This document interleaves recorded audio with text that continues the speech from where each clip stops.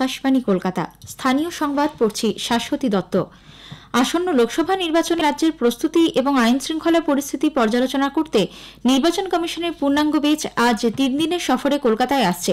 কলকাতায় এসে মুখ্য নির্বাচন কমিশনার রাজীব কুমারের নেতৃত্বে পূর্ণাঙ্গ বেঞ্চ রাজ্যের মুখ্য নির্বাচন আধিকারিক আরিজ আফতাব এবং রাজ্য পুলিশের নোডাল অফিসার আনন্দ কুমারের সঙ্গে বৈঠক করবেন।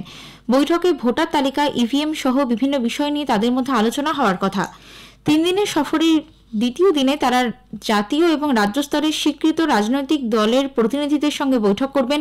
আলোচনায় বসবেন জেলা নির্বাচন আধিকারিক, পুলিশ প্রশাসনের পদস্থ আধিকারিকদের সঙ্গে।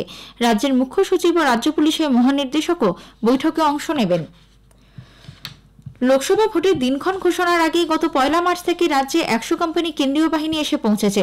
কলকাতাতে কেন্দ্রীয় বাহিনী রুট মার্চ শুরু করেছে। সার্ভে পার্ক পূর্ব যাদবপুরে টহল দিয়েছে কেন্দ্রীয় বাহিনীর জওয়ানরা।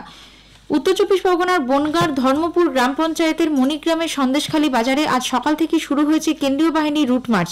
উত্তর দিনাজপুর থেকে এসেছে 2 কোম্পানি বাহিনী। কেন্দ্রীয় বাহিনী এসেছে বলে স্থানীয় মানুষেরা স্বস্তি প্রকাশ করেন। এদিকে গতকালও উত্তরবঙ্গে জলপাইগুড়ি, শিলিগুড়ি ও ধূপগুড়ি শহরে কেন্দ্রীয় বাহিনী রুট মার্চ করে। বাঁকুড়া শহর এবং বাঁকুড়া জেলার বিভিন্ন গ্রাম, পূর্ব বর্ধমানের কাটোয়া, বর্ধমান শহরের শক্তিগড়, দেওয়ানদিঘি এবং লক্ষ্মীপুর মাঠ এলাকায় কেন্দ্রীয় বাহিনী টহল দেওয়ার পাশাপাশি সাধারণ মানুষের সঙ্গে কথা বলেন। মালদা জেলার বিভিন্ন এলাকায় কেন্দ্রীয় বাহিনীর রুট মার্চের খবর মিলেছে। হাওড়া শহরের শিবপুর এলাকায় গতকাল বাহিনী এরিয়া নমিনেশন শুরু করে। আগামী 7ই মার্চ রাজ্যে আরও 50 কোম্পানি কেন্দ্রীয় বাহিনী আসার কথা। বিভিন্ন স্পর্শকাতর এলাকায় টহল দেবেন তারা। এবারে লোকসভা নির্বাচনে আইন শৃঙ্খলা রক্ষায় 920 কোম্পানি বাহিনী চাওয়া হয়েছে। এদিকে বিজেপি গতকাল ঘোষণা করে আসন্ন লোকসভা নির্বাচনে পশ্চিমবঙ্গ দলের কেন্দ্রীয় নেতৃত্বের পক্ষ থেকে এক বিবৃতিতে জানানো হয়েছে, বালুরঘাট লোকসভা আসনে সাংসদ এবং দলের রাজ্য সভাপতি সুকান্ত মজুমদার প্রতিদ্বন্দ্বিতা করবেন। এছাড়া হাওড়া লোকসভা কেন্দ্রে ডাক্তার রথীন চক্রবর্তী ও কাঁথি লোকসভা কেন্দ্রে বাবা শিশির অধিকারীর জায়গায় বিজেপি প্রার্থী হিসেবে প্রতিদ্বন্দ্বিতা করবেন রাজ্যের বিরোধী দলনেতা শুভেন্দু অধিকারীর ভাই সৌমেন্দু অধিকারী। তবে আসানসোলে ভোটে লড়বেন না বলে জানিয়েছেন বিজেপি প্রার্থী পবন সিং।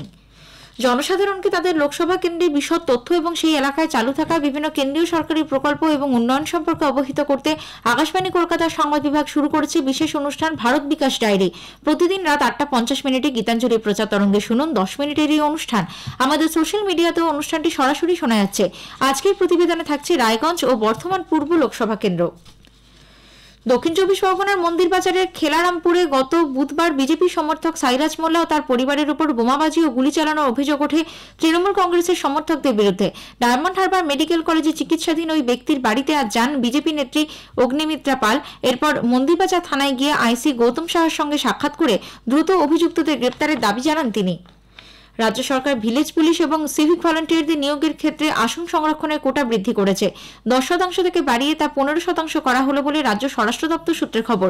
পাশাপাশি সিভিক ভলান্টিয়ারদের নিয়োগের ক্ষেত্রে বয়সের ঊর্ধ্বসীমা 27 বছর থেকে বাড়িয়ে 35 বছর করা হয়েছে। আদিবাসী জনজাতিদের জীবনযাত্রার মানোন্নয়ন ও তাদের স্বাস্থ্য, শিক্ষা ও পুষ্টির মতো বিষয়ে সচেতন করতে আদিবাসী অধ্যুষিত ব্লকগুলিতে জয় জোহার মেলার আয়োজন করেছে রাজ্য সরকার।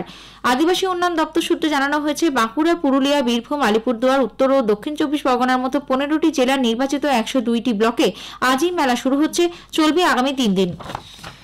নরেন্দ্রপুরে বনহুগলিতে স্কুলের শিক্ষকদের নিগ্রহের ঘটনায় প্রধান শিক্ষক সৈয়দ ইমতিয়াজ আহমেদকে গতকাল পুলিশ কামালগাজী এলাকা থেকে গ্রেপ্তার করে। গত 27 জানুয়ারির এই ঘটনার পর থেকেই পলাতক ছিলেন তিনি। ধৃতকে আজ দুপুর 2টোয় বারুইপুর মহকুমা আদালতে তোলা হবে। এই ঘটনায় এখনো পর্যন্ত অধরা বনহুগলি 2 নম্বর গ্রাম পঞ্চায়েতের সদস্য আকবর আলী খান। ঘটনায় এ পর্যন্ত মোট 9 জন গ্রেপ্তার হয়েছেন। দক্ষিণ কলকাতার 110 নম্বর ওয়ার্ড এলাকার অন্তর্গত পাটুলিতে একটি আধুনিক এবং বিজ্ঞানসম্মত বর্জ্য ব্যবস্থাপনার কম্প্যাক্টের স্টেশন চালু হয়েছে। গতকালের আনুষ্ঠানিক উদ্বোধন করেন রাজ্যের পুর নগরোন্নয়ন মন্ত্রী তথা কলকাতার পুরসভার মেয়র ফিরহাদ হাকিম। তিনি বলেন, শহর কলকাতায় আবর্জনার খোলা ভ্যাট তুলে দেওয়ার কাজ শুরু করেছে পুরসভা। পরিশ্রুত পানীয় জল সরবরাহ বৃদ্ধির লক্ষ্যে কলকাতায় 2টি নতুন বুস্টার পাম্পিং স্টেশন এবং জলাধারের আনুষ্ঠানিক উদ্বোধন হয়েছে। কলকাতা পুরসভা তথা রাজ্যের পুর নগরোন্নয়ন মন্ত্রী ফিরহাদ হাকিম 107 নম্বর ওয়ার্ড এলাকায় শারদাপল্লী এবং 111 নম্বর ওয়ার্ডের সুভাষপল্লীতে এই 2টি বুস্টার পাম্পিং স্টেশনের উদ্বোধন করেন।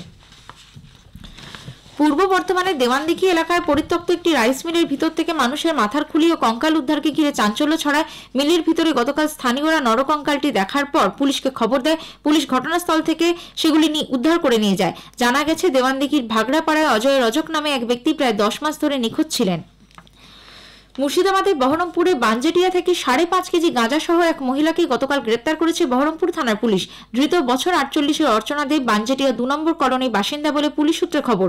বহরমপুর মুখ্য বিচার বিভাগীয় আদালতে তাকে তোলা হলে 5 দিনের পুলিশ হেফাজতের নির্দেশ দেন বিচারক। স্থানীয় সংবাদ শেষ হলো।